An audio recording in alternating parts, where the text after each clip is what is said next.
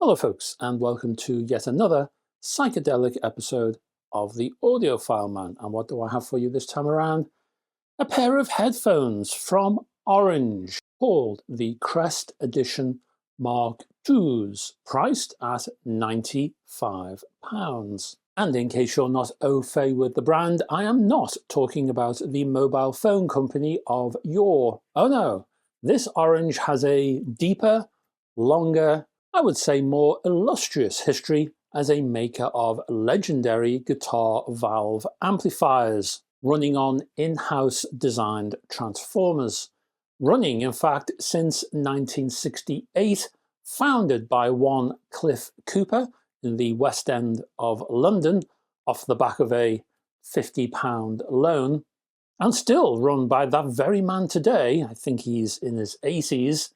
Back then, his amplifiers were used by all the stars of the time, including people like John Lennon, Keith Richards, Brian Jones, Eric Clapton, Mark Bolan, Peter Green, Stevie Wonder. You name it, they used Orange amplifiers. Now, if you want to see Orange amplifiers in action, and from the day, as it were, grab the wonderful DVD box sets devoted to German TV music show Beat Club, with legendary groups performing live and all using the Orange amps while they do so. Now, as I'm sure you will agree, the worry when any company of this stature dives into lifestyle hi-fi is that the fans of that company think the company has sold out and plastered its name on cheap tat in order to make a few quick pennies. It's happened before, after all. And so, before I listened to these headphones, I asked the company about that. Are they about to produce lifestyle rubbish? And the company were quite forthright, and they rejected that question completely, talking about personal pride and only wanting to release quality into the market, and how they brought a hi-fi man, ex-Harman Kardon, I hear, to handle the hi-fi side of affairs. Now, I hope to be checking out a Bluetooth speaker from Orange, and a little bit later after that, a kind of all-in-one pyramid-shaped hi-fi system, which sounds rather intriguing, hey? But I wanted to look at these headphones first as a sort of guide to where the company is headed in lifestyle hi-fi terms. Before you get to the actual headphones, the box itself is stylish. It's sturdy and well designed. Inside are the over-the-ear headphones, snuggled inside a zippered hard case. Taking these headphones out, I was intrigued by the now common fold-away options of these headphones. For example, holding the Stax S3 headphones, the ear cups are positively floppy on their fold-away hinges. A pair of Sennheiser HD 450 BTNC headphones, they have a gentle resistance before the ear cups are folded, but these Orange ear cups have to be pressure snapped before the hinged ear cups will fold for storage. And I quite like that, actually. There's a purposeful, rather definite configuration choice here, while the headphones retain their structure while being moved around. Some headphone hinges seem to be constructed of blancmange. That is, if you want to fold these Orange headphones for storage, you really have to make an effort to do so. General construction of the Crest Edition Mark IIs consists of a blend of metal and rubber, with lots of etched art subtly included on the actual chassis and lots of branding covering the outer band. You'll also find a plug-in cable so you can use the headphones wired if the battery fails. As for the battery, well, it will last for 40 hours via general use. To control the headphones, well, one side of the headphone features a touch interface. It's one of those swipey interfaces you might see on the front of a smartphone. So, you swipe to skip to the next song, change volume, or tap to play or pause. You also double tap the play button to access Apple's Siri or Google Assistant. Multi-point pairing also means that your headphones will automatically switch to your phone. should you receive a phone call. There is a single button if you want to look for a button, and that's on the same ear cup as the touch interface. That can be used to start and pause music, redial, or reject a call. Weighing in at 256 grams, offering charging support via a USB-C socket, and supporting Bluetooth 5.0, I was disappointed to hear that the headphones only support basic Bluetooth codecs, being SBC and AAC. That needs to be corrected for any possible Mark III model. So, with all that in mind, how do these headphones sound? Because of the supported codecs, I grabbed my iPhone 15, which supports AAC, and I hooked up to Amazon Music and its decent, if lossless, music streaming via its basic service. And I listened to that delicate, fragile, and culturally significant symphonic piece, Tiger Feet by Mud, and then a little bit of Burning Love from Elvis. And what really hit me was the bass emphasis from these headphones. The Elvis track offered a prominent bass guitar, and the bass vibes from the lead vocal were given due prominence. This sound envelope is something the company was actually aiming for, as the company stated when referring to the drivers, and I quote, "They give a richer, nuanced bass response." So yes, there is definite colour here from these designs. They are not balanced or neutral in any way. It's actually quite refreshing to hear the company warn you from the off about the colour, and to actually hear them celebrate this colour. Normally, I have to find out after the fact. For me, as a guess, that colour comes from the company's history and that warming 70s presentation. It kind of fits the history and heritage of Orange.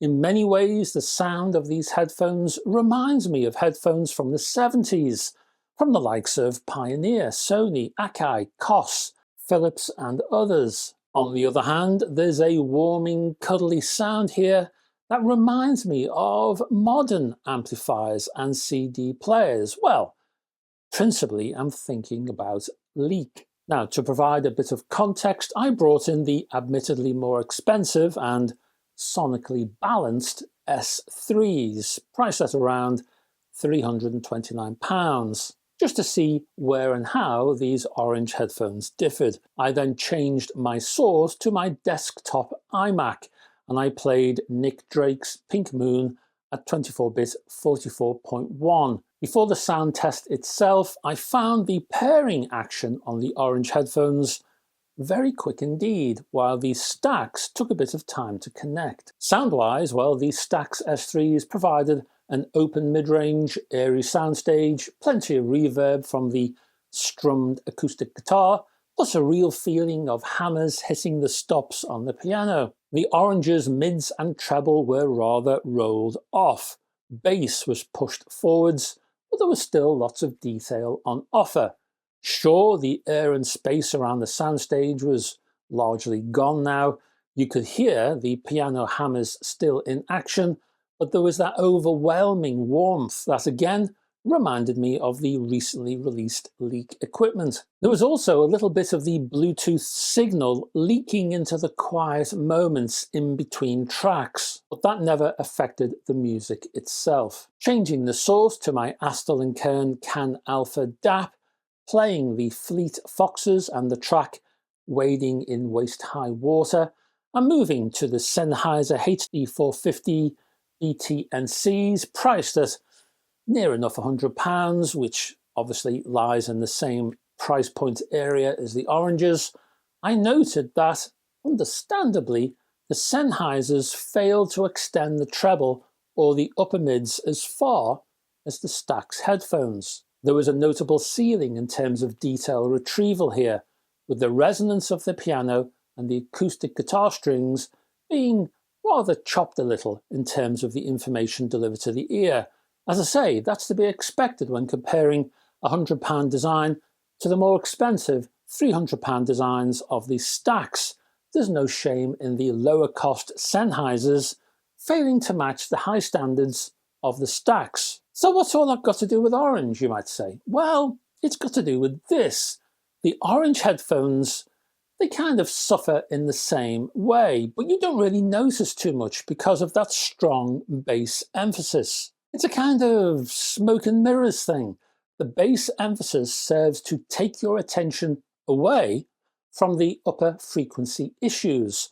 The bass smothers detail issues, casting a veil over any potential problems. That is, unlike the Sennheisers, rather than note upper frequency problems, rather than focus on mid-range issues, rather than criticize the treble, you just keep your eyes and ears fixed on that warming, golden 70s feel to the Orange design. And that's basically the review for the Orange Crest Edition Mark II headphones. Let me give you some final thoughts, and I do have some of those, then I'll give you some pros and cons and a rating. The voicing of the Orange headphones is both its inherent weakness and, remarkably, its strength. This is undoubtedly a niche design. The Crest Edition Mark II headphones are aimed hard at one particular segment of the music listening audience. Offering a sepia-toned, bass-heavy sound provides only a positive in that low-frequency direction, which then masks any possible high-frequency issues or negatives. The conscious, warming direction of the sound is aimed at those who love bass and that vintage presentation. Hence, because the bass emphasis is so dominant, you tend to focus on that and only that, which is in some ways rather clever and possibly a little devious. If you love the sounds of the 70s, if you like your music warm and bass heavy, if you love the recently released Leak hi-fi kit, then give these headphones serious attention. Pros and cons. And in the good section, well, for some, bass emphasis. Also, I quite liked the purposeful fold-away design. Next, well, you have that quite funky lifestyle aesthetic. It all looks rather orange. For Bluetooth fans, I like the quick pairing option. In the bad section, well, for others, that same bass emphasis. Also, I would have liked to have seen a better codec selection. I don't think Orange does these headphones any favors at all by restricting them to AAC and SBC. And finally, detail does suffer rather because of that excessive bass emphasis. So there are many pros and there are many cons, which is why I'm going to give this particular design a 7 out of 10. Well, that's a lot, folks. Thanks very much for staying to the end of this video. Can I ask you down below, can you click on the like and subscribe buttons, please? Just helps to support this channel, and I'd appreciate your help very much indeed. Further down, I'm going to put some links to Orange, of course, also to my own links, my website, my Facebook group, and you're welcome to join, and also, in addition to that, my Patreon page, which has, well, a brand new hi-fi news, etc. video. Right now, there's one every single week, so there's a new one out right now. Check it out. There's also buyer's guide information over there. There are hi-fi tours and features written as well as video, all kinds of stuff. Check it out. There's hundreds of things over yonder. Anyway, I'll be back on Friday for a new music alert video, all the new CDs and vinyl and anything else that I've turned up in the post during the week. Hope to have your company until then, folks. Bye-bye for now.